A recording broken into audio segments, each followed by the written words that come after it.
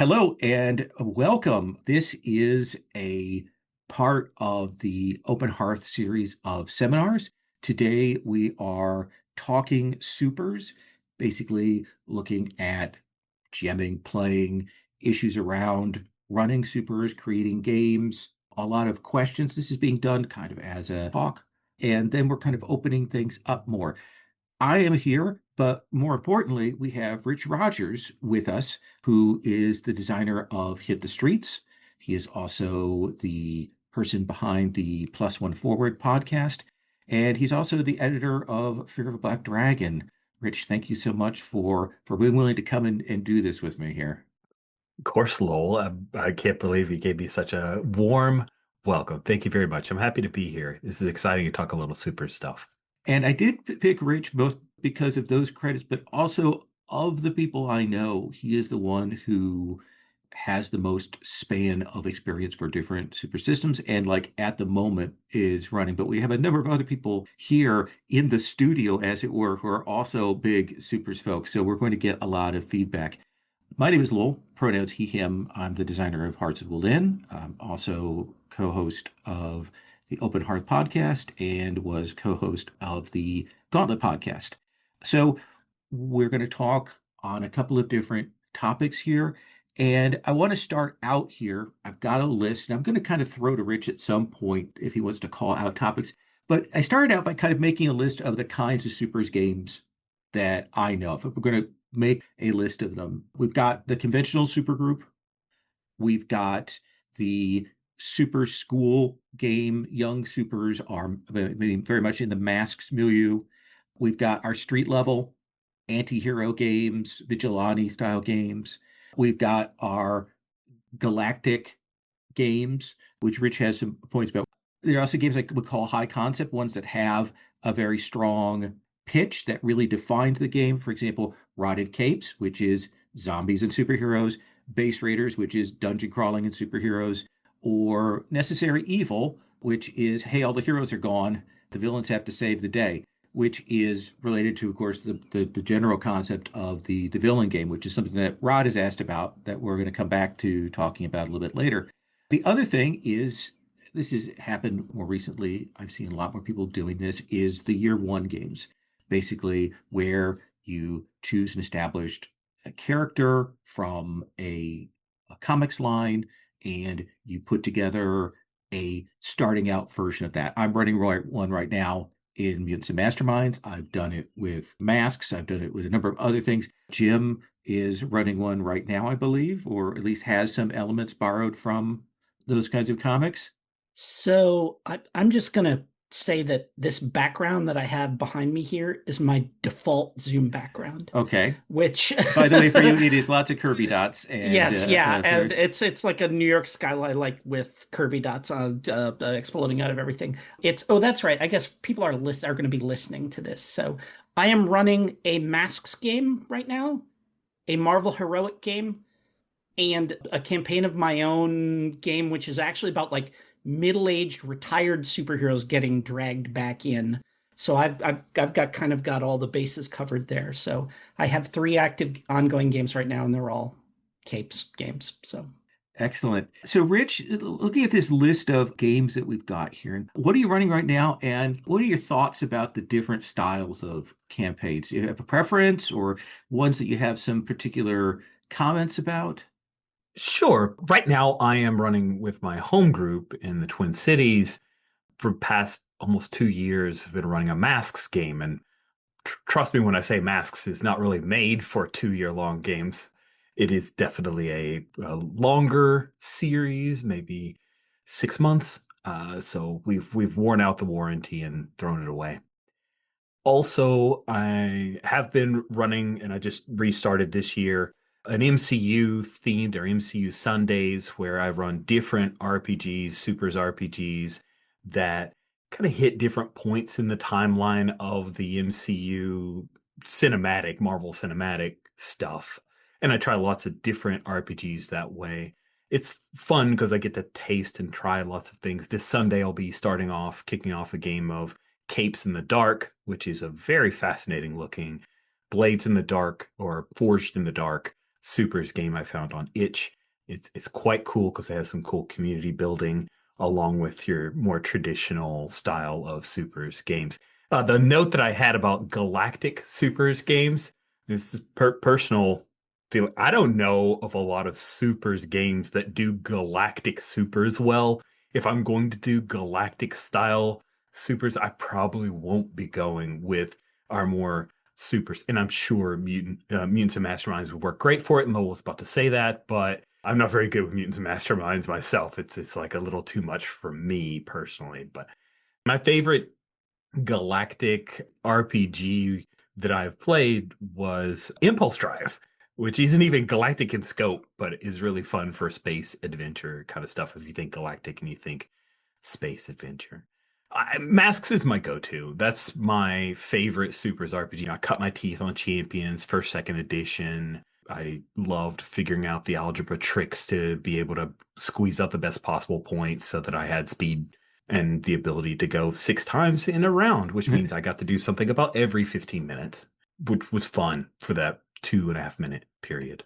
But yeah, Masks is great because it moved out of, and this is my hobby horse, it moved out of the how do I emulate physics so superhero powers work correctly vein of every RPG, Supers RPG I'd ever played before that. And it said, okay, what is this about? And that's where once I played Masks and saw it, a game could do that, it really opened up for me. It went from, yeah, this is a cool tactical thing, and I'll find out the ways to like squeeze out my obvious inaccessible focus so that I can be good at stuff as good as everybody else at the table, to telling super stories. And I know there are a lot of games that are played post Masks that do that, but Masks was my first experience of not having to model out the different permutations of how my X-ray powers work. Yeah, there is a very interesting thing that happens in Masks as opposed to other games is we're not centrally focused on powers. Powers aren't the first step for creation. They aren't what we're going to need to frame everything around, which is even for the other story games, like I'll say, for example, Fate, Adventure City Stories. Even that, we kind of start with your character's powers and we make it up that way. And it's still a story game and it's still very narratively based. But Masks really, the powers are more color. They still do things. They're still interesting. They still drive the story and plot, but they are not where we begin. And I'm an old Champions hand and V&V hand and Mutants and Mastermind. So I have been through the mines of making up characters, which I will admit, the second that we had computers that could do character calculations on it, I was on it. Let's talk about something that's kind of tangentially related to some questions that Jim was asking.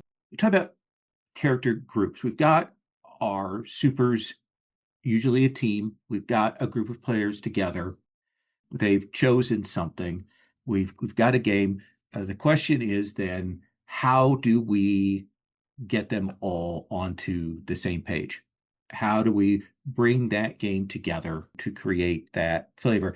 And in particular, right now, I'm having an issue. I'm running Mutants and Masterminds. I'm loving it. We're running a year 1 game.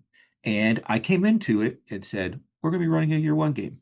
And the group that we got as a result of that, let us say, it is not a group that gels. It is not a group that, like, it's not that the players don't gel, it's that the characters are all on very different pages. So we've got Raven from the Teen Titans, but this is also being run by a player who only knows Teen Titans Go and only knows Ravens from that and doesn't know many other comics. So, except for the Marvel Cinematic Universe. So that's on one page. And then we get a person who's running Doctor Strange. So we got 2 supernatural, but in very different directions.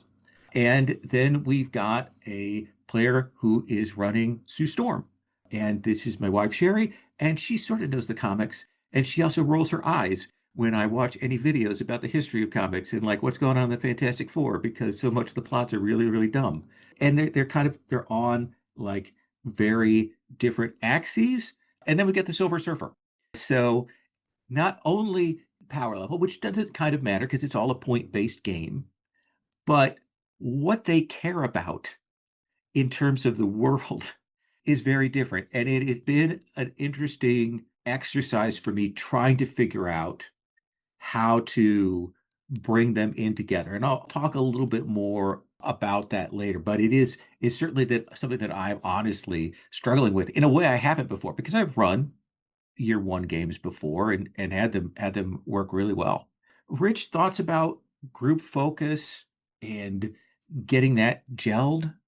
That's hard, especially if you run for an open group, like in the Open Hearth, when you don't know who might RSVP for the game and what comics knowledge they bring in. I think a session zero is absolutely critical. And like, Lowell, this is your home group or one of your Yeah. home groups, right? So you know these folks. You just didn't know what they would necessarily bring to the table for a year one. Oh yeah. Yeah. That session zero is critical, it's vital. I think more important than the characters is coming up with a group consensus about, well, what do we want your characters to be doing? If it's going to be a longer game, then you can have a broader conversation. If it's a shorter game, then just punch them in the mouth right away, and their group focuses getting after that guy. It works relatively well, especially if they mock them. They being the supervillain, mock them and do it effectively. So, brush up on all your best insults and good luck. Games that do this well for group, I think team playbooks are a revelation to me. When I first saw it in Galaxies and Peril, I'm like, oh yeah, this is hot. I really like this. I'm excited to see it in Capes in the Dark. Anti-Heroes did not have one, which is a bummer, but different Force in the Dark things. And I love that team playbooks are now coming into Monster of the Week, so more PBTA style games can have that. The crew playbook from Impulse Drive. Sorry, I've got to name check some stuff. Oddly enough, this Saturday, I'm meeting with that aforementioned home group where we've decided, okay, maybe masks we need to move on. So we're going to design, I'd say that in quotes loosely for those in the audio, design what I'm jokingly calling masks next. And one of my first things is, how do we bolt a team playbook onto this game? Team playbooks give you that experience point system, those questions you ask at the end of every session that can help to drive play and have group cohesion and focus. Then you put in that team playbook unlockables, things that people want so they buy in. Because the carrot, the stick, the carrot's definitely the best way to design. And then the stick is how you socially engineer people as a GM to do the stuff you need. It's not easy, especially when you have Teen Titans, Raven, and Doctor Strange. Best of luck to you. That's the other thing, Lowell, and I'm just going to say it. I wasn't there. I don't know your friends. I might have shot down some ideas. Yeah, there is that problem other directions of wanting to let people go with their concept. And if I recall correctly, the Raven thing was actually there's a second pick. There was something else that was even a less good pick that they had as the first one, but I can't remember what that was at the moment. I think I found that out. It is, and we'll come back to it when we talk about running from established settings. It is a group that has vastly different comic book lore, knowledge, experience, and touchstones. So let me kind of open this up more generally to Richard, to other people. When you go into creating a supers campaign, how much of an idea do you have? Have you done that? Do you prefer to do it more, let's just get to the table and see what, or is there a sense of I want to do this style of game? I know, Jim, as you said, you're running a lot recently. So what's your take on this?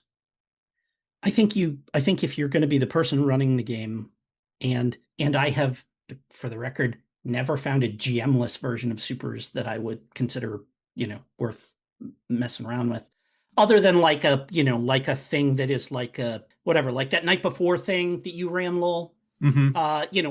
Where it's like it's a self-contained, you're telling a very specific sort of a story game, one shot sort of a story, then you can do that. But I couldn't imagine like a Belonging Outside Belonging Supers game or something like that. I mean, I think you need somebody to kind of be the thing that the heroes are pushing up against. But I could not imagine not having I try to present an idea to people and see who's interested in that, right? Rod, who's playing in 2 out of the 3 Supers games that I'm running right now, and who's played with me a bunch and stuff like that. I mean, he can tell you what I usually do is I will say, here's my thought about the game that we're going to try. Let's play Marvel Heroic, but I want it to be 1980s, New York City, Times Square still sucks, and we're going to do like street level.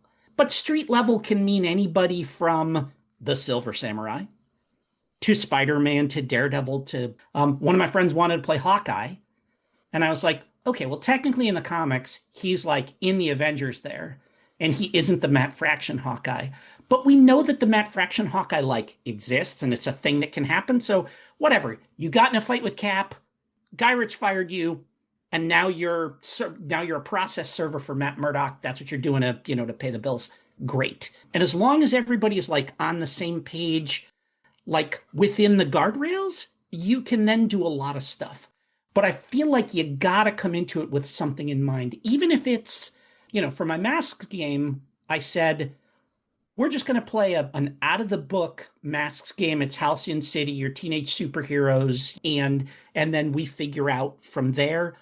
But having enough of a guardrail that nobody is going to try to bring the Silver Surfer into that Marvel game that I proposed. Mm-hmm. And so, and there maybe there's ways you can make that work. If you decide that the tone is going to be, it's crazy and we're all like, we're going to do something more cartoony or something like that. But I feel like a little bit of, like anybody that's familiar with Cats, with the kind of concept aim tone, if you have like a rough idea of that, I think that's what you need going in. You present that to people and then just kind of put it out there, especially if you're doing an open table game. I think the more open table, the more you need to be specific about, we want it to be this, and it's going to fall within these parameters. And then the people that are not interested in that are going to not sign up. And even if people sign up maybe with the wrong idea, the fact that you laid that down in advance makes it a lot easier to say, well, I know you're interested in this. How can we steer that to fall within the bounds of what we agreed to in the first place? Yeah, it is one of the things where I wish I had, I didn't do it because it was, it was my home group. I've known those people. We played with each other, and I should have done Cats. Like I see that, and it's a great illustration for me of the kinds of structures that you need to put in. Rich, anything you want to say about that sort of framing up? Because I know you've come in with some pretty tight concepts. Yeah. So for MCU Sundays, I pick the game and then I'll often say, and it's right after this movie, or it's during this particular series. And that helps to set tone and a sense of place very quickly. So, and inspired by, it's also helpful. I'm actually a little nervous about the Capes in the Dark because I've just said I want to play Capes in the Dark as it is, except in the MCU, and I maybe should have given more guidance. We'll find out if it's a train wreck on Sunday. Luckily, Rod, who's a Supers RPG expert, is there, so he'll help guide us all.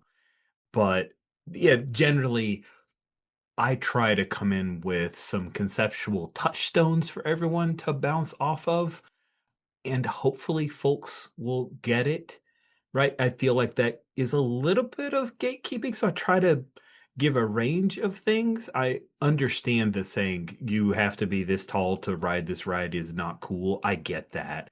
But also, if I can be open about my inspirations ahead of time, maybe folks can go to YouTube and check out a synopsis of the thing, or they can just not and show up and we'll figure it out. But at least the folks who are probably going to come in with their own ideas will have, as Jim had said, some guardrails. I like that. I like that a lot. And it is trying to get people onto the same page, setting some expectations. And that may be something we talk about a little bit later, is in terms of GMing as a GM player, what are our expectations about what the characters are going to be doing? Are we going to be doing daily life? How much are we doing crime fighting? How much are we doing problem solving? What is downtime going to look like in it? These are things, I think, all interesting things, I think, to talk about. One of the things that makes, I think, a Supers game different from other games is not that it has a lot of combat, because that's sort of an assumption, and D&D is all that, But I think the flavor and scale and scope and assumed competency of that combat is I think really the thing that makes a supers game. And as Rich said earlier, one of the things that has changed for him, for me, for a lot of people, is the move away from modeling physics. There is a difference between descriptor based and effects based power systems. And then Mask shows I don't even give a shit about those two things, which I love. And there are attempts to move, as Mutants and Masterminds has, to move to more effects based, but also make it more easier and more simplified. And yet, kind of, it doesn't. And I say this as a person who really likes Mutants and Masterminds. But one of the big questions is then, when we get to these kinds of combats, especially in an age of story game play, how do we make combats fun on the one hand, and how do we make them challenging without making them a slog? So, Rich, I'm going to throw to you to answer this entire question, and we'll open it up to the table. But I think this is one of the toughest ones in the play.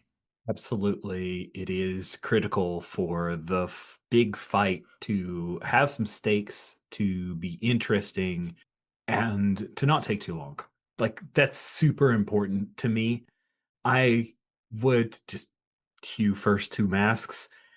Creating a bad guy with 5 conditions, maybe you don't want to do that.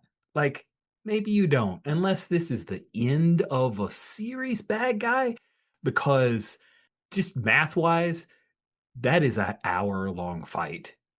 Just real quick and dirty. And if you have like 3 players, they may not win out. And it's just not going to be fun. So I have this like rule that doesn't exist within any games that I've seen. It's called 2 and tilt. 2 goes and then tilt the situation hard. If they haven't been successful, escalate the situation. If they have been successful, break something new or just bring it to it. Like if they're super successful, just win, just let it be over and deal with aftermath, because pacing is huge. Think about how many panels your favorite super person fight lasted. Think about the crazy fights in Invincible, except for that one where it was almost the entire episode. How long did they actually go? And also then skew back to the one where it was an entire episode and think about how many actual fights took place there and how it constantly ramped up the stakes. So it cannot be, okay, what do you do next? Like that should not be in your phrase book of, okay, what do you do next? Unless you've laid out the situation and amped it up a little bit. One thing that I mentioned in our little pre-game or pre-talk is find the edges of the system as the GM, right? Find the edges of the system and then work around it. What do I mean by that? Well, in masks, you don't have hit points, you have conditions. Those conditions aren't your physical state. They're your emotional state, your sense of being. Nothing says that you can't stand strong and your character didn't break their arm, right? Nothing about that is. Another thing that I steal from Apocalypse World and apply to all games is make a hard move as hard as you like. You know, things are as important as your imagination can make them, and you can still stay within the bounds of the rules, but go big. That's why we're playing supers. If we wanted something small and realistic, we have games for that too, and they're awesome. But really, just take it to the max, to the point where maybe you feel like that was too hard. And your players will tell you, or they'll say, oh, yeah, give me more of that. And then you gauge along that spectrum. But again, 2 and tilt, keep it quick and punchy, and don't be afraid to lose. Like, you've got all the hit points in the world as the GM. Is your whole game like everything is about Kingpin? Well, get some new ideas.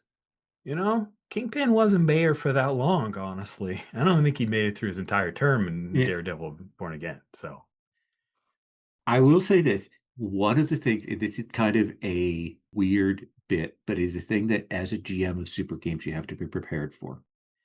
Your players want to mock the villains. They want to make fun of the villains. They want to make the villains look dumb. They want a Spider-Man quip. They want to have them fall on a banana peel. They want to say their name wrong. All of these things. As a GM, you have to absolutely detach from that. They are not making fun of you in any way, shape, or form. They are making fun of these villains they are fighting, and they are enjoying that. Because there can be a thing, especially if they're really winning, you're a little frustrated with your dice rolls, or they're rolling really well and they're just absolutely laughing at them. It is very easy to get a little up in your own head. And I think that's really important to remember. I'll draw on something that was mentioned in the chat as we're going along. The idea of having non-combat threats and non-combat situations that are mixed into combat situations. This is a place where I sometimes fall down because I do want the combats to go fast. And especially where I've got a complicated game like Mutants and Masterminds, where I'm having to track conditions and numbers and rolls and things like that. I often forget to throw these other things onto the table. It's a good thing to keep in mind. Sentinels of the Multiverse, the role-playing game and the board game uses the environment as a separate foe. It's a separate villain. It's a thing that is triggering. And it's one of those places where using clocks or ticking on reactions, you can generate those things in there that I think are really, really useful. I think another thing with the mechanical heavy games, it is very easy to forget that you need to stop and describe what's going on. I'm constantly reminded about this. I remember I was running D&D 5 or whatever edition for Jim, and we had a fight, little Eberron fight, first time I'd run D&D 5, and Jim said to me advice that has stuck with me, which is, let me describe how I missed. Always give the players space to describe how they missed or just missed or whatever. Super important. And also giving them permission to be as colorful as they want with that in a supers game. Oh, for sure. Sorry to jump in, but no, please. One of the PCs in the Masks game is a Nova, and they have this ability in the Nova moveset to do something they've never done before, just this one time. And I adore the moments of the game where I say, well, what does that look like? I don't have to do any work. It is super entertaining because, the person who's playing that character is very, very creative. So it's like, yep, I'm going to eat some popcorn and enjoy that. I don't know if I'm going to move you off of the topic, Lowell, Sure. but I wanted to fold in something that I think is really important while we talk about how do you defeat the baddie. The first one is the caveat of Squirrel Girl has defeated everyone. So just keep that in mind when fights are happening. Squirrel Girl could defeat this character. Rod, who has played Squirrel Girl in a game I ran, could definitely attest to that. The second one thing, which when folks with not as much comic books or a lot of comic books knowledge will say was, well, can so-and-so be so-and-so in the fight? My answer is always, I think I stole this from you, Jim. It depends on who the writer is. And it's a great freeing moment. Oh, man, Thor would never lose to, well, hold on. If we look hard enough, I bet he did. But the other thing that I want to point out when we're talking about environmentals is, along with the fights, I love moments when superheroes save people. When people are helped by superheroes, when they are heroic, not just in a fighting evil way, but dealing with environmental threats, with civilians who've gone out of their way, or that small kid that doesn't get out of the way of the falling piece of a building in a movie I saw recently. That was like one of my favorite moments. It was so cool. And I think it's a great way to also split focus within that big bad guy fight. It's to, okay, well, I got to peel off to go deal with X or Y thing. Let's dig onto that. Can you talk about in the notes some other things about like other ways that you can integrate saving people into these sort of conflict and combat situations? Well, the announce off-screen badness from Apocalypse World works really well here of you're trying to do this super intense thing that you care a lot about, and then you hear someone cry for help. I cannot say enough good things about the Superman and Lois series that recently concluded 3 seasons. It's miraculous at that. It even has its own sound cue for Superman hears someone across the world in trouble, and it's crazy. Like, that's godlike power. That's kind of omniscience. But it's a really, really great way to throw interrupts into an ongoing narrative when you need to tilt it or someone's rolled a 6- or blown it, and you don't want them to look foolish, right? The competency you talked about, Lowell, is introduce new, different threats, come at them from the side instead of, oh, well, now he hits you harder. That is the most boring answer. I will go to that if I can think of nothing more, and only then.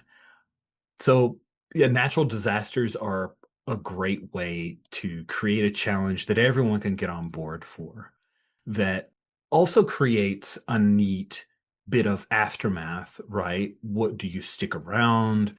Do you have to go off to some other thing? How do you interact with regular ass people? You and your heroic persona? Do you pose for pictures? Like, how do you do that? I think that's some super interesting superhero stuff that I see less of than I'd like in games that I've played. And honestly, occasionally games I run, you get caught up in the Yeah. moment to moment, beat to beat, like this moves to the next threat, the frenetic pace. And like you said, asking people to describe the thing, it gives you that pacing that is more realistic, a little bit of a heartbeat, an up and a down. I think one of my favorite pieces of tech that kind of swerves us from the usual I punch, you punch that Masks has is the idea of reactions, that villains take their hit and okay, yeah, you've done that damage to them, but here's something that's going to happen that's unique to who they are. It's worth stealing that for any supers game, I honestly believe. Like, that is the easiest way to write up a villain. You know what their powers are, you can throw some numbers on the page, but then have, okay, when they take a serious hit, here's the thing they're going to do. A couple of those, very easy, because it gives you a script to work from. It's one of the reasons why 13th Age, the fantasy game, works, because a lot of what's going on there for those monsters and things are not they do this, but they react in these particular ways when these kinds of things happen. And it's great. An even or an odd is rolled and they do this kind of thing. And I think that's tech that's worth stealing. One of the other questions I have, and this is kind of a bigger question, how do we make groups and big bads feel different but interesting? And in terms of groups, not just groups, but super teams, how do we make it feel like we're actually fighting, not just a gang of villains, but a team of villains? Rich, what do you think about in terms of teams versus individuals? I mean, I know that you tend to have interesting villainous teams that are rivals for your heroes. Oh, okay. Rivals are great because they're not enemies, right? It changes the scope of the conflict. Rivals may be going after the same goal that the PC's team is going for, and they do it orthogonally, or they do it from a different direction or for different motivations. And that creates very interesting situations because often I'll make rivals who are just mirrors or forks in the road to the PCs. I mean, I'm not doing anything new. That's comics, right? That's Black Adam. That's Bizarro, but funnier. And so that's a great way to go. You could also go with like color themes. Name themes. The Serpent Society was a group of bad guys that it gave Jolene, Rod, and I played recently. Like, there's something really great about another snake dude. Dang it. It's silly, but it's fun. Oh man, Jim just threw in the chat the Royal Flush Gang has shown up. Heck yes, that's great. So theming can go a really long way, and it's hokey, but also we're here to play comics superheroes, so you're kind of in. You don't be careful at how much distance you put to it to mock it. Like, just these folks are the Serpent Society for a reason, right? They have glommed onto that banner and fight for it for a reason. So sure, let the PCs make fun of their names. By the way, Lowell, the thing of like them mocking the bad guy, when you use licensed properties, it's so much easier because you're like, yeah, sure. That dude's a total dick. You're not wrong. But if it's the dude I created, I'm like, come on, I kind of like the dude. So that's a little side thing. First thing I thought of is that's why I run Marvel stuff. I'll say too, kind of on the note of super teams, like if we're going to split the difference, and we'll come back to this one, maybe we might talk about like what are good source books. I will say that enemies books from the various publications, like that is a great place to find super teams because they have spent the time building a theme around that maybe you haven't seen before, and that they've done the job for you, and you can play around with them. You can tweak the numbers, the descriptors, and so on. But it's a great way to find those linkages and work with those teams. I'm going to, sorry, a couple more theme things. I'm sorry. Oh, Well, yeah, you got please. me excited. You got me excited. So first one is there's a group in the ongoing Masks game, the Reavers. I'm running an X-Men Masks game. I'm sorry. The Reavers, they killed a bunch of Morlocks. That happened in my game. It's an MCU-ified X-Men setting, but I had a thing where the Reavers like showed up and went ham on a bunch of Morlocks. And they never even touched, like the PCs, they just came in to see the aftermath. The Reavers are indelible. I'm sorry. I misspoke. The Marauders. The Marauders, they're indelible in their mind. The Reavers are different for a different reason, which was theming, which was on Murder Island. I think it was Skull Crusher on his tank treads, going down the beach, firing guns in the air and screaming excitedly like he was out of a Mad Max movie. Boom. They know the Reavers like left, right, and sideways. And I can kill them all the time because they have backups, guys. So they just like get killed all the time and then they show up again. It's great. And the other thing, and this is just a general thing, but for creating teams is dread is that choral response like you see in Greek plays where they haven't run into this team, but this team they respect is like, those dudes are bad news. They have done X and Y. That creates a really great introduction to characters where they haven't even rolled dice yet, and they've got a feeling and a vibe on who they might be facing down the road. This kind of slides us into the next point that I want us to talk about. And this is kind of based on a question that Jim gave to us beforehand, which is about the differences between building a supers game from scratch and working from an existing property. And maybe I'll talk about the challenges of new worlds first, and then I'll hand Rich off to kind of lead on the other set of notes here. But we'll stop and talk about these. I do think there are some real benefits to building your own world. There's some real things. It's much easier to do a high concept game where you've got a very particular pitch, got some things that we're going to build in there. And I think it does also work building your own world where a game kind of has some concepts built in. Like Masks, though Masks has a world sort of, it's very fluid. It's very easy to adapt over. Having and building your own world, especially when you get that wonderful opportunity to do that collaborative building and find those themes emerging as you go along. Another thing that having built your own world is you can really plug in and come up with mysteries about the setting. Whereas people kind of know the bit and architecture of the existing properties, like, okay, well, where did superpowers come from? What's going on with that? What's the deal with this group? These are things that you can build into your setting and have players be excited to explore and understand them. I also think, and again, this is selfishly on my part, it is very easy to then borrow characters and villains from existing superhero game books. And there are so many of these. I would say Mutants and Masterminds across all its editions has a dynamite set of enemies books. All of the Champions books are out there, and a lot of them can be found in various bundles and things over time. Icons has I think Icons A to Z, I want to say, is a villain book. There's just some great collections that you can use and adapt out there.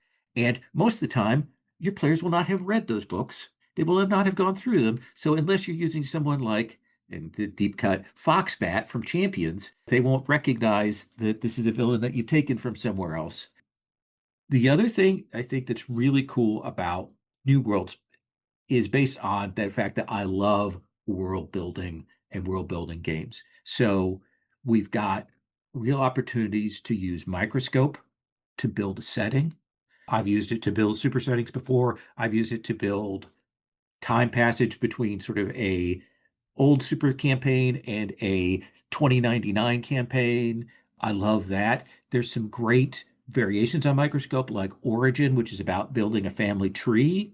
And we played a game of In This World by Ben Robbins, where we kind of built a superhero world that was very cool, where we at the end we were like, oh, this is great.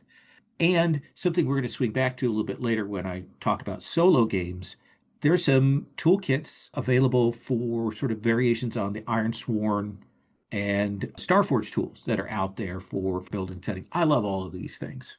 Rich, you mentioned in the notes there's actually a Microscope themed variation. There is. It's called Signal Light. It was created by a member of an actual play Supers game that played masks, and they used it to build their world. And I did not get a chance to go find that podcast, and I will try to find it before the end of this recording. Oh, it's quite good. We'll put a link in the show notes. Fantastic. I think these are all great things. They're all great reasons to do this.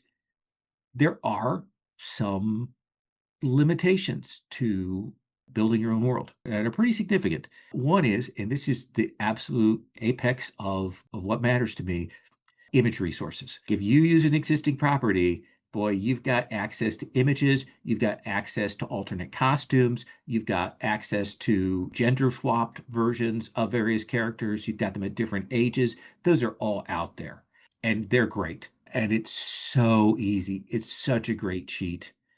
And while you can find OC costumes and things like that, those are much rarer and it's just so much easier. The other thing is New Worlds, when you go in, and we talked about this a little bit with terms of session zero and so on, you really have to establish with those cats that vibe and that tone that you want. And you need to give some signposts about what you're expecting in this world that has been built, that we've created. Otherwise, people might just reach for touchstones that they know, and you may get people going in several different directions in terms of their expectations for what the play is. There's also the setting implications. Like there's a bunch of work that you need to do, even if you don't do it at the table in the session zero or collaborative building. You need to think about what kinds of origins are there? How are our powers coming back? Is there a centralized power system? What's the history of supers? How long are we going? Is it secret? Is it hidden? Do we need to talk about it? Is this year one for everybody? What's magic? Is there magic? Is magic just super science? Okay, what's the law? What are the rules here for supers? How we establish that? What's the public perception? These are all fun things to explore, but they are work. They are our labor that you're going to have to do as GM. Other thing you need to think about, sometimes when you build a supers world, because it is usually a modern game, there can be things that are buried implications. And I'm going to give a very specific example here. And this is a very tangential thing, but it is a thing that has stuck with me and bothered me. A number of years ago, I ran a Mutants and Masterminds second edition campaign that I'll call Bloodlines. And the concept was that some generations back, 1900, there had been around the world these places where people had gotten superpowers, and that had happened. And then there were no new superpowers created, but the descendants of those people had superpowers. And I was like, okay, it's a cool thing. We had different family lines and things like that. Later on, it started to feel really icky to me. I began to look at how much the idea of bloodlines and racial superiority and those concepts of genetics as determinism and things like that, how much that has been used as a tool to subjugate and as a racial thing. And I was really like, wow, afterwards. I went back to look at my notes a few years ago and I was like, oof, this is really not great. This is a bad look, Lowell. It's one of the things I hadn't thought about that. And I think there are other kinds of issues, like issues of imperialism and colonialism and things like that. They're all baked in that I think we have to be real careful when we're building a new super world to not, reinforce those assumptions or make the marginalized villains, that kind of thing. So those are some things like I love building new worlds, but it's more work. It is. So I am a lazy GM a lot of the time. I will say I have a story that's similar to what you're talking about, Lowell, that I ran into last year in the Masks X-Men game. Why does he keep talking about it all the time? Well, this one it means something. So there was a point when a player started to bring in their character being affected by racism, and that made sense for the character, but I actually said, okay, well, I'd like to draw a line here. First of all, I'd like to hew back to mutants being the thing. It's more comfortable for me as a GM. I'm from a white bread, very racist small town.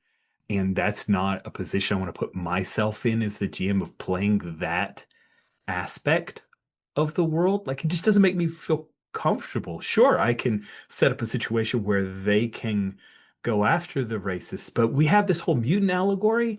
And so I asked the players, hey, can we make agreements about our world that the primary bit of isms that we deal with are bundled up within the mutant threat? And I get it. I'm a weenie and I'm sorry, but I'm also here to have fun too. And me from place that realized, oh wow, everyone around me uses very racist things that I didn't realize was racist until I went to college. Literally, it took me to go to college to see other cultures and wake up a bit.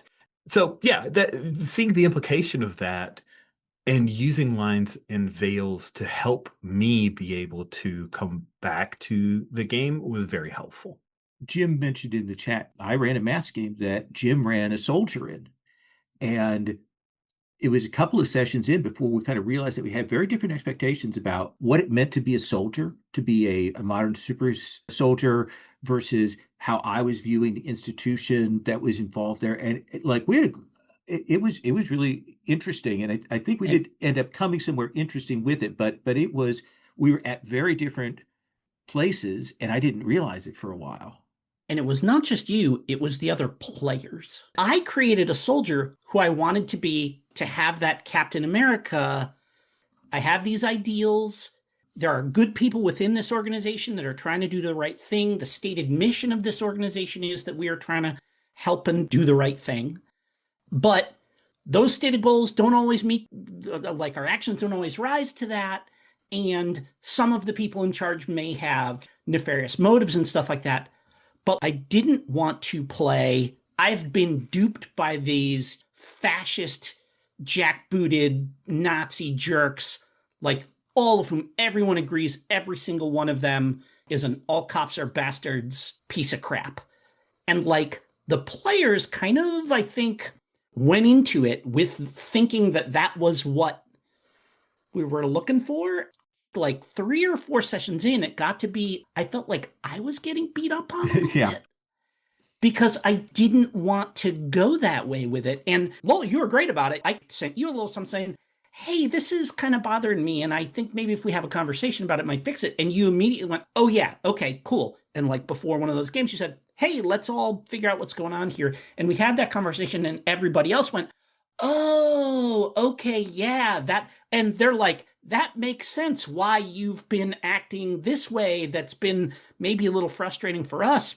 But that was like a conversation we should have had to begin with. I wanted it to be Cap trying to figure out what his place was and not, I haven't figured out I'm working for like that everybody is Hydra. And those are both interesting stories, but they're very different stories. But if you don't have a conversation about which story you're aiming at specifically, Yeah. people can legitimately go into that game with completely reasonable, totally different ideas about what's going on. And that was, and like, you guys were talking about that, and that just jumped right into my head as a thing where that happened. I want to flip now and hand off to Rich. I've advocated and given the limitations of New World, talk about playing with existing properties. Oh man, it's so great, you guys. I totally get the interest level and fun of creating your own supers world. I'm lazy and like to jump straight in to things. So I've run a lot of games in Marvel. I've played a good number of DC based games, but Marvel's been kind of my bailiwick for the last while. it's personally offended me that everyone hates Marvel Cinematic Universe movies anymore, even if they aren't as good as they used to be. But Thunderbolts was pretty good. Anyway, so why do I like those games? I think the same page tool is very easy for folks to get on the same page if you say this, this, and this, or this and this, but this. Finding images is so much easier. Throwing out a YouTube clip for folks to say, yeah, it's like this thing. And also, it's really fun that we work from a similar palette. That I say, yeah, it's like that thing that Michael Keaton's dude did in the Spider-Man movie, but you guys are over here in Minneapolis for some reason. Bam, we're done. Like we're already actively playing, or I already have an idea for my character, and I want to bring in somebody from the Great Lakes Avengers because I'm just bananas that way. And we can go. Being able to throw out, oh, well, this is so-and-so bad guy. Here's their Marvel fandom wiki thing. Or here's a cool picture of that person. It saves so much time. And also, there's a bit of our Supers folks. A lot of us have read some comics or watched some Supers things. And there's a bit of fun of that make-believe where it's like, oh man, I'm doing the Spider-Man thing now that you can't get if you're like, I'm the knockoff brand Spider-Man now. People were mad when Marvel Heroic didn't have character creation stuff, but like you kind of do want to be Cyclops sometimes, you know? And so that's cool. And letting folks just say, yeah, my character is this established canon character, but I'm going to go a different direction with them, or I'm going to go this direction, but mixed with this. It's its own kind of fun. And I really enjoy that kind of fun because I play with really creative folks who always surprise me. And I understand that playing a comic book character can, for some folks, be very like a straitjacket to them, especially if they've only seen X or Y and there's 70 years of comics history and they're worried that somebody's going to snipe them and say, well, actually, I get that. And I do everything I can as the GM to bat that down and to set the expectation right. Like right now, we're the Kevin Feige's. We are, yes, we have all this to pull from, but that's all, in Star Wars parlance, Legends canon. That's Legends. That's stuff that we can borrow with as we want. It does not shackle us. It gives us something to stand on, and we draw up into this character whatever pieces we most like. And I've found a good amount of success with that, but I also know there are folks who aren't going to sign up for my game because I run it in Marvel. And that sucks because there's lots of great players who probably aren't signing up for games like that. But the good news is the people who show up are there because they want to be. They signed up for it. I think that there are flaws with existing properties, especially if, like, for example, I'm thinking coming into a game before Daredevil Born Again starts and like, oh wait, Kingpin's mayor now? Dang it. Like, oh, I guess are in a different reality now, which goes against the whole idea of Rich for playing in the MCU. So that's a whole deal. And the other piece is if folks have only a small piece of a particular character and it's radically different from someone else's concept, like Raven from Teen Titans Go versus me thinking of Raven from, say, the Titans series or actual comics. Those are very, very different characters. And tonally, you have to be careful because they're not wrong. You said it's a DC game and this character's from DC, but it's a whole different DC than the DC you thought you were playing. And that can create some weird bits. Like Dole had to bat down one character and you ended up with Raven from Teen Titans Go. And I'm so very sorry. Although if they did the voice, I would be much more forgiving. Yeah, fair enough. So I've got some topics to cover here. I want to hit the one we were just talking about with Jim's discussion here. I think one of the big challenges that we have now in running a Supers game is the question of players as cops. And are the characters the embodiment of law? Are they the embodiment of legal institutions? Are they about moral code? Are they backing up the establishment? That's on one hand, that question of are we the cops? But then on the flip side, if we are supers or vigilantes, what is our relationship to the actual cops and how do we as GMs present the police force in a way that deals with those issues or is clear about the fact that these are the issues, but we're not dealing with them in the game. One of the games, I think that I don't know how explicitly this was baked into the design of it, if this was a design goal of it, but one of the games I think that actually handles this in an interesting way is Hit the Streets by Rich Rogers. Rich, can you maybe talk about what you have the characters doing in that game? And you've talked before outside of this about how the players often choose certain topics and certain social things as the enemy, as the foe. With Hit the Streets, I was inspired by, at the time, the Netflix Marvel series, the Luke Cage, Jessica Jones, Daredevil, The Defenders, all of the Netflix Marvel series that I've listed. That's a little joke. Paused. Thank you. I was inspired by that street level supers. And if you look, Hit the Streets doesn't call itself a super heroic RPG. But what I wanted to do was to have, I guess, guardrails. I talked about defending your block. It is not a cosmic level game. I wanted a game where you get to know your neighborhood. It's very Spider-Man inspired as well. And folks they do a bit of the microscope. Like they're going to show the place that they work and where they live. And that's where we will create the threats to what they care about. I've noodled and played with the idea of newer rules to actually mechanically or have mechanisms to affect change. But in the book, it says have a map and make alterations to the map as things happen. Maybe there will be other bolt-ons to that, but that's how it exists at current. And I found it to be really fun as again, short. It's not a long campaign kind of game, but it keeps you from having to maintain the law. And usually the group are vigilantes, but the group has the opportunity to choose their team concept. That's one of the first things. I don't have a team playbook, but it kind of also is a team playbook in that there are a series of questions that the group goes through as we create the world. It's funny, I talk about Marvel, but I made this game which has no setting. But, I talk out of both sides of my mouth. It's a hit where you were... Yeah. No, I think one of the things is I think that your game, you've said to me that often people define the villainy as like gentrification. Oh, thank you. Villainy, yes. And the which big I think enemy is fascinating. It's amazing. Invariably, and also let's be fair, Netflix Marvel series also had gentrification as the bad guy, but it is, you set it in a big city, and then all of a sudden land developers are doing gentrification and you go fight them.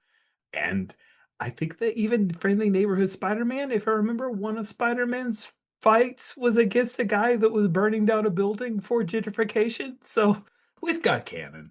It's established. But it's amazing that I think I've had 4 different games in a row of Hit the Streets. Completely different people who don't know each other all chose gentrification as the bad guy.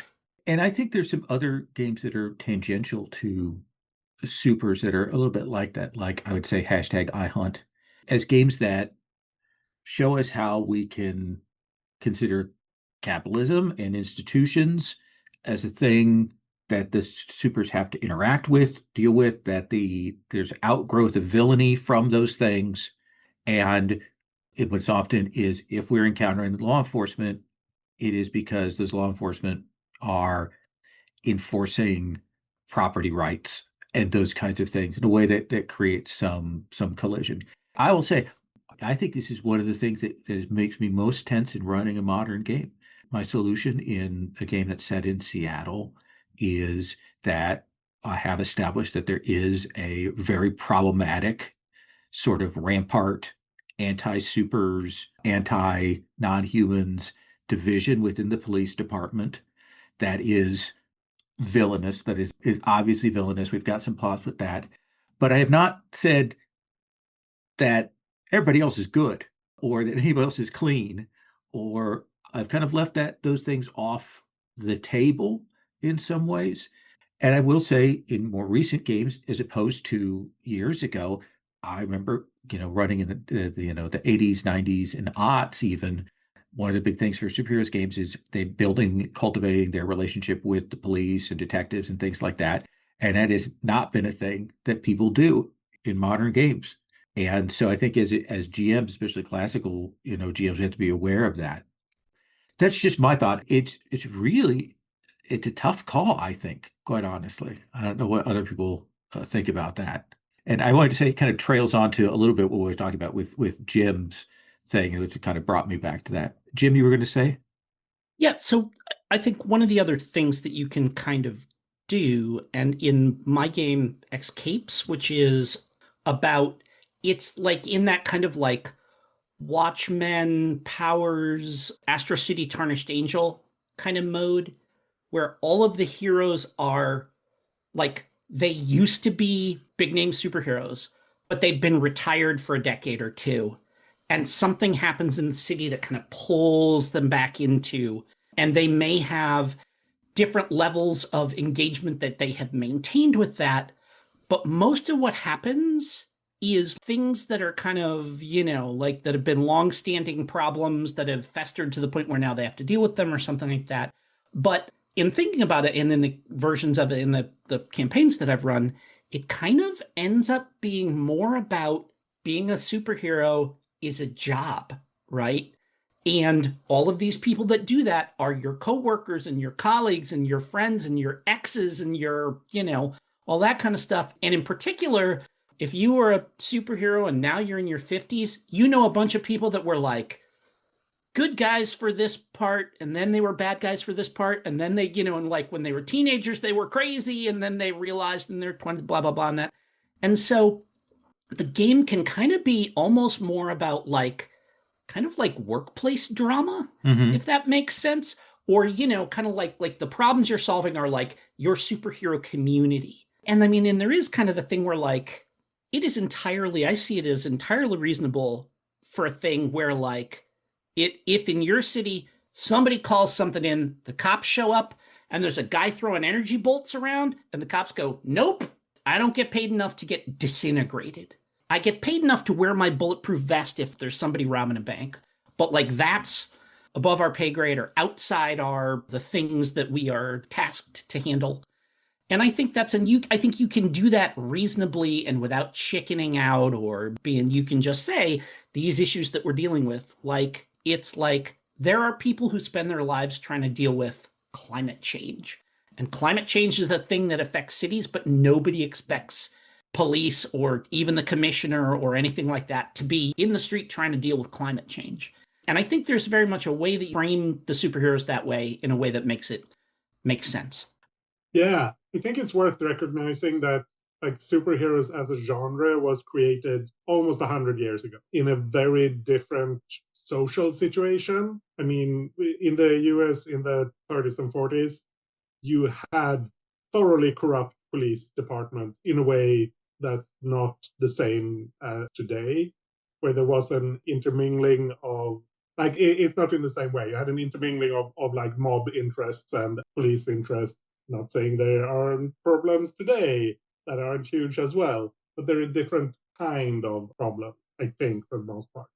And there was more space in the public consciousness for like, oh, if we had someone who was a good person and who was really powerful, they could deal with some of the things that we see like every day. And also things have changed. I'm not saying everything has changed for the better, because they haven't, but the issues are at least different. And I think I think you can also draw a parallel to, I used to listen to the Jung Ho. I think you can draw a parallel to the Jung Ho, like kind of the martial arts that's a really good point. underworld, like you have the kind of a parallel society. You have a breakdown of power, and then you have these or places where the centralized governmental power doesn't quite reach or can't handle things.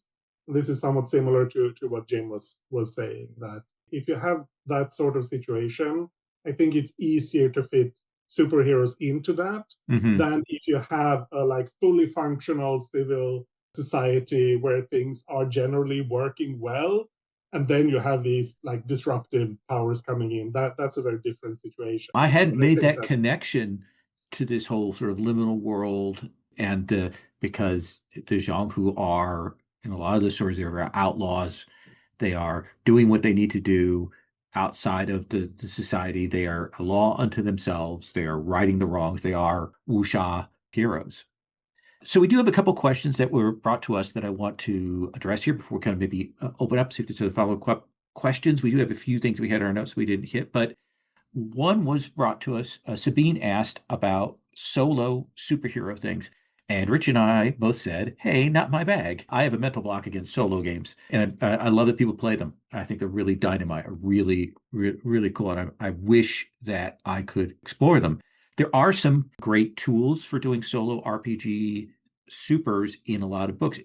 Superhero 20,044, the first superheroes game, actually has a massive section devoted to running solo. And that came out, in 1978. That's amazing. I would love to like hear a podcast that talks about that sometime. Oh gosh, I wonder if we're going to have one like that, huh? But in terms of other actual modern supers things, if you've played Ironsworn or Starforged, there are two different hacks that are out there. Herosworn is a Ironsworn hack, and it's got some interesting stuff. Supersworn is a Starforged hack, and boy, is it well done. It has cards and templates and stuff, and you could very easily plug that into a Starforged keeper and do some amazing stuff. And if you like those games, it's a great thing. The only thing that both of them lack that I think is a real space for building is it doesn't have the very cool world building tools that you get for Starforged or Ironsworn and things like that. And I think there's a room for people to develop those.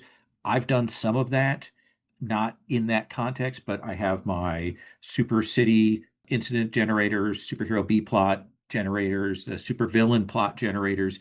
Those are all tools out there if people want to do solo stuff.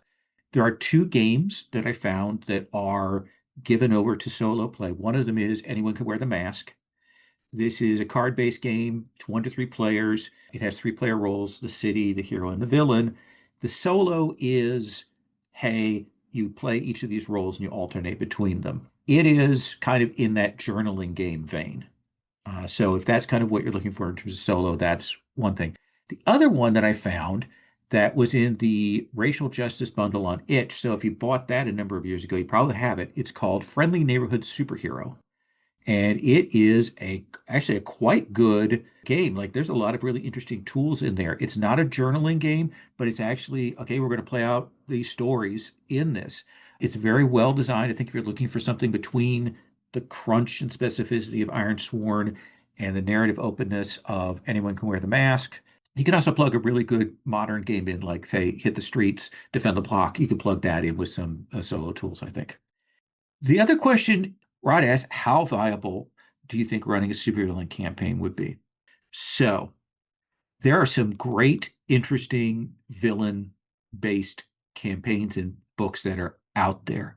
Necessary Evil, old Savage Worlds campaign setting that, again, I mentioned before, there's an alien invasion, all the heroes are gone. It's just the villains having to save the day. It's really villains as heroes, so it's not necessarily a villain game.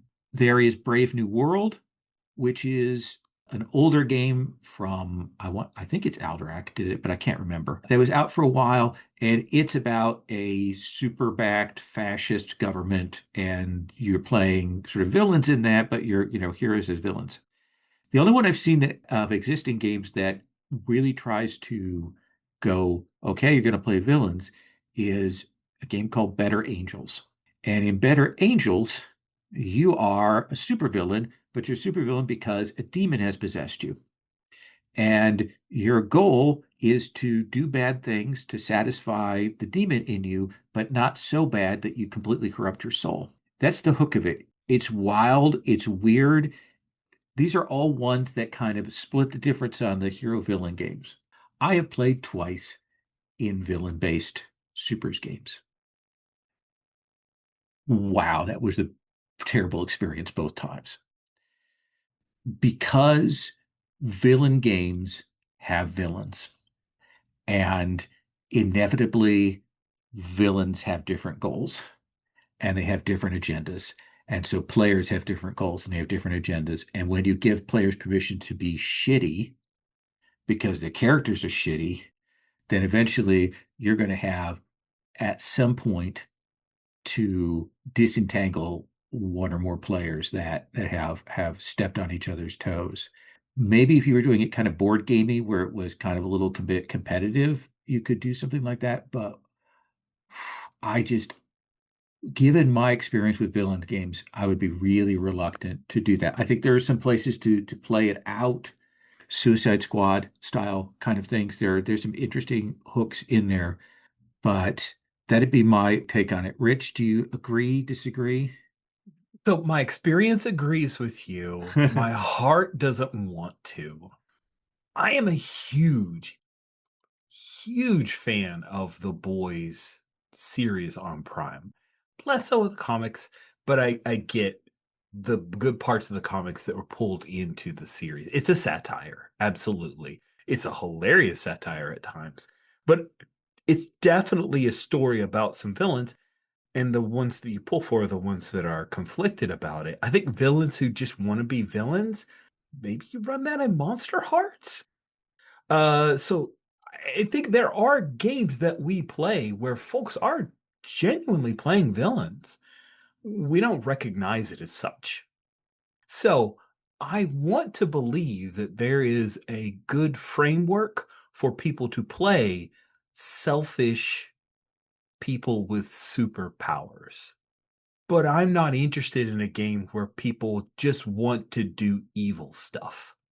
I still think both those are villains, but I think one has story potential that interests me and the other does not.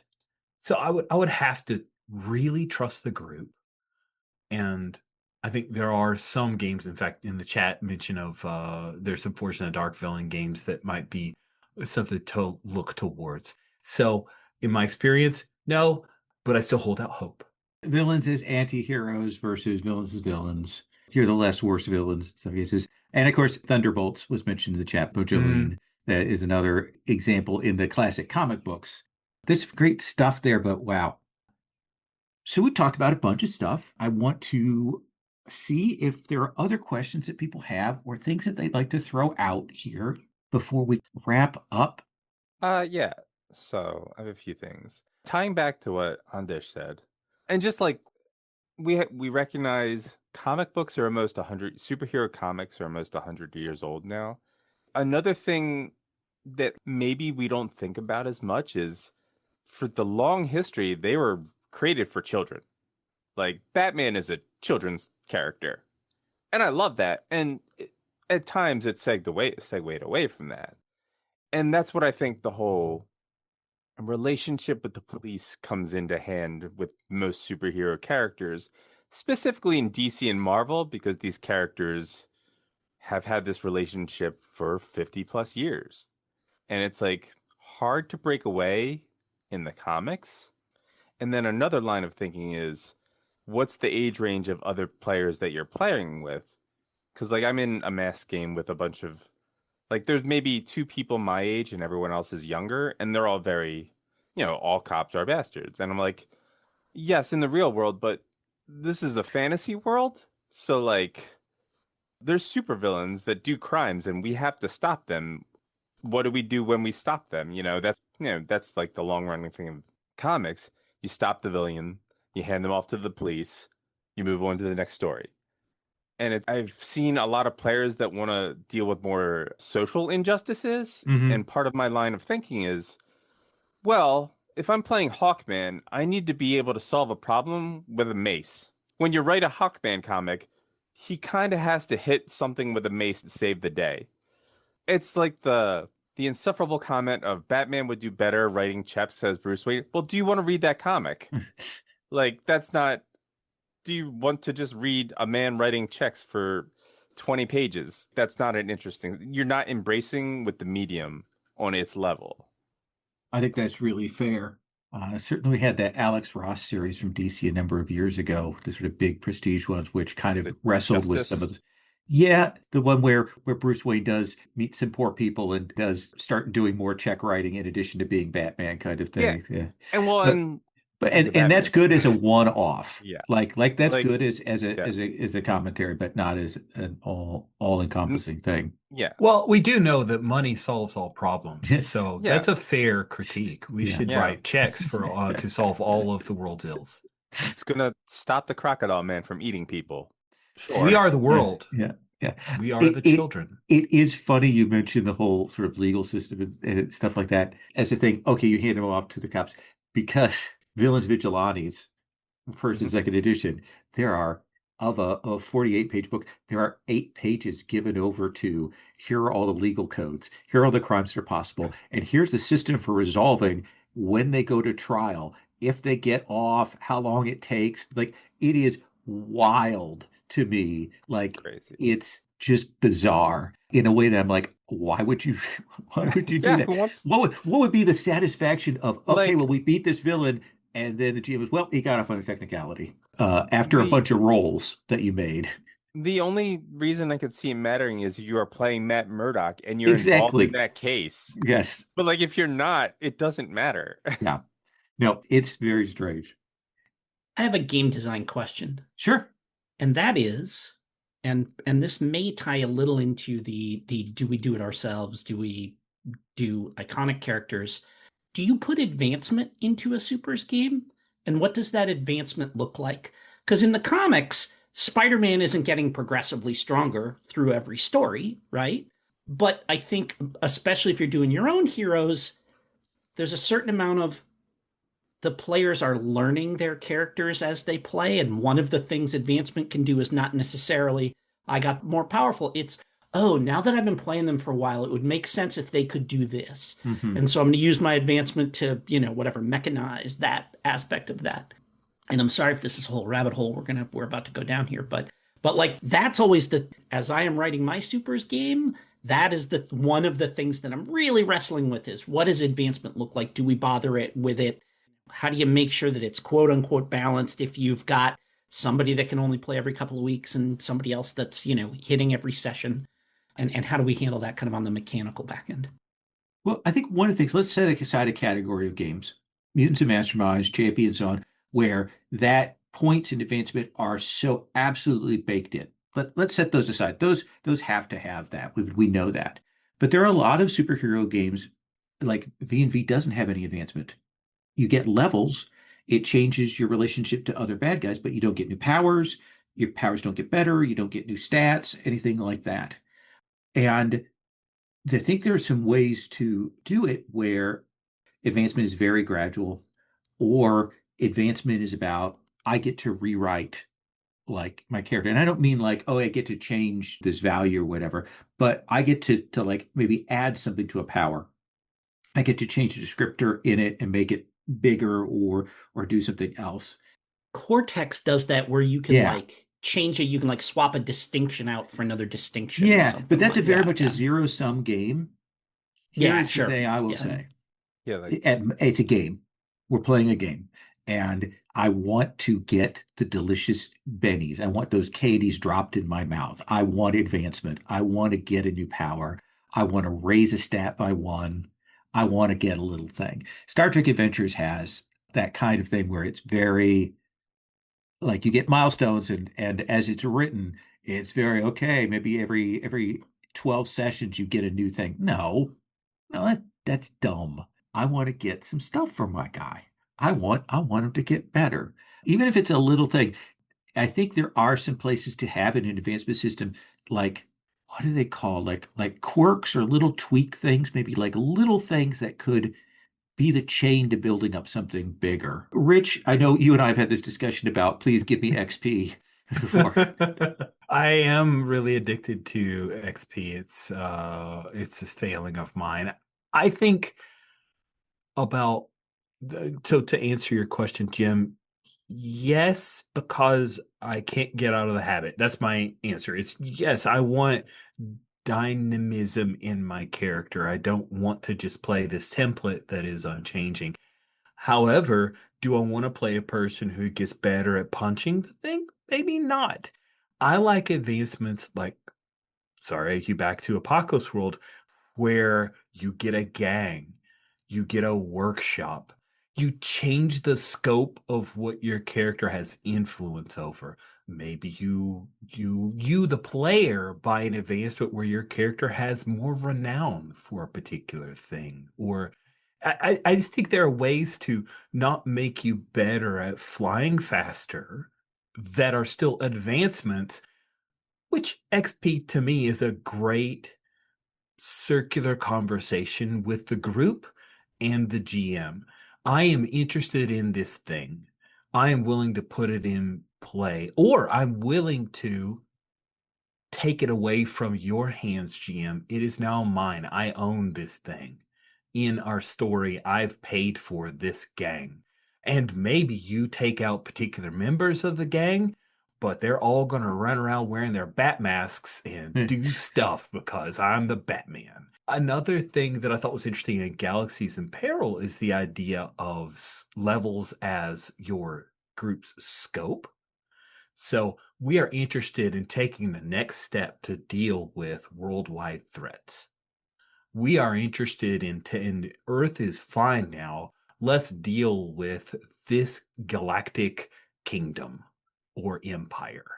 And so that's a possible way that you could go with advancements. Now, if that's kind of a team playbook advancement where all the group is saying, okay, I'll buy into this. Let's get on a spaceship and go punch a space Nazi now. But it's great because you did the work for me, group. You're interested in this thing and you've paid for it. So I have to give it to you now.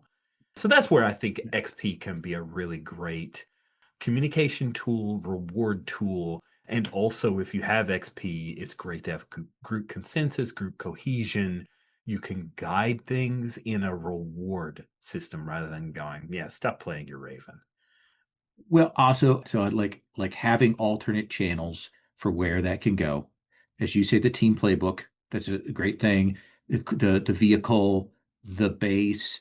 It would be interesting to have advancements for your secret identity life, like having some things for that, to have some other ways to go and to build up on that, I think is really interesting.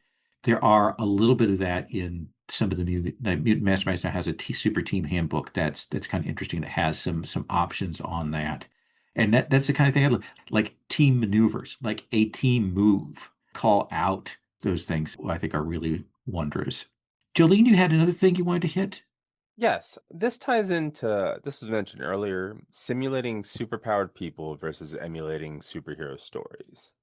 As well known probably among all of you, I love masks. Masks is one of the best design. I think the basic moves in masks are the best basic moves regardless of like age level of superheroes, but masks is specifically like the label shifting, the influence. It's a coming of age story. But like it does the soap opera lives of superheroes better than most other games I've encountered. Are there any games out there that tackle the soap opera nature of comics, but with, like protagonists that are not coming of age, like West Coast Avengers, Justice League International? There's like the like late 70s and 80s era of team comics that aren't Teen Titans, or like Max also does X-Men really well because it's very much inspired by X-Men in a lot of ways, but X-Men was all about the soap opera, less about the actual villains. Claremont did not care about fights. Mm-hmm. He was very open about that. That's a really interesting question. Yeah, it's like I love Avengers, and like I want the kooky, because one of the other things that I forgot to say is when I'm playing in like a team game, I like to think of it as like, all right, so if I'm playing, for example, I'm playing Flamebird in my JLU type game. So my thing, Flamebird probably doesn't have a solo comic going on while I'm in this game. Like Superman sure always does, but like the characters that don't have like their own solo things, but like we should see the personal lives of the superhero in the team game, In terms of soap operas and things like that, certainly I think a lot of good PBTA lends itself to those kinds of things. A lot of the modern stuff is crunchy. I know you don't care for Fate, but I think that Venture City Stories has an interesting toolbox, because you can have some really interesting aspects in that. There are some forged in the dark things.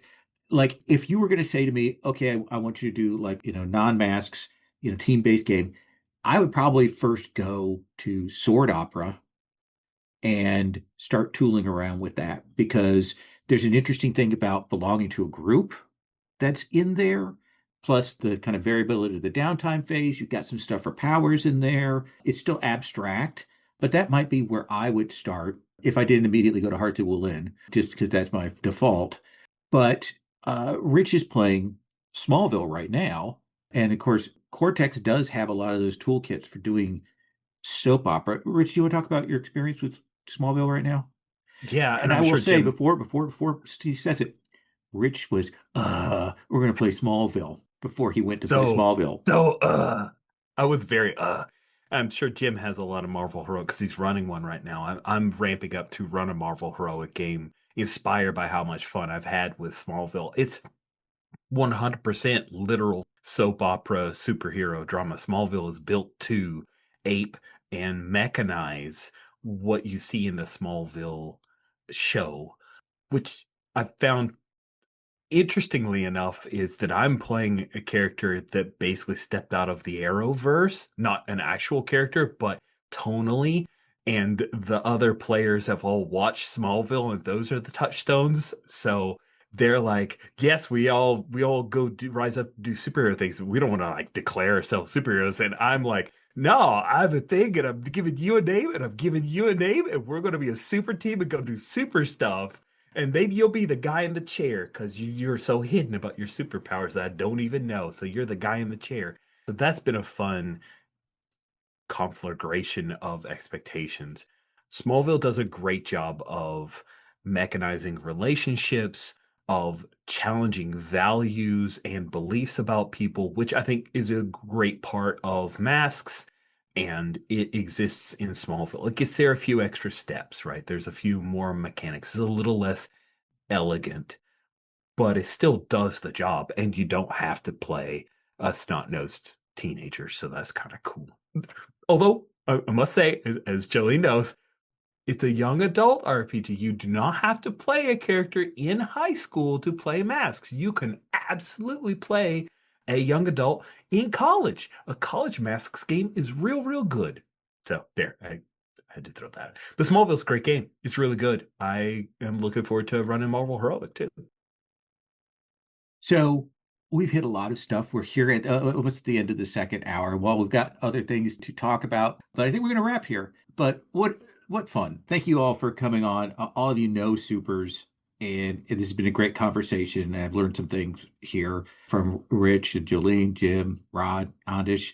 Really great stuff. So thank you all for being here. Listeners, if you're listening to this on our podcast, this is part of the Open Hearth Podcast Network. This is part of our sort of irregular set of series and seminars and chats. You can find more of those in our feed if you go to our channel. Show notes will have links to that.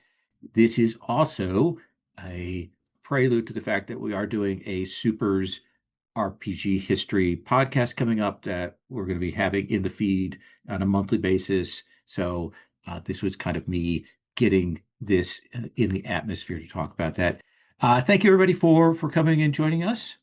And Rich, especially, thank you for taking the time to working with me on the plotting and me putting you on the hot seat so much. This was dynamite.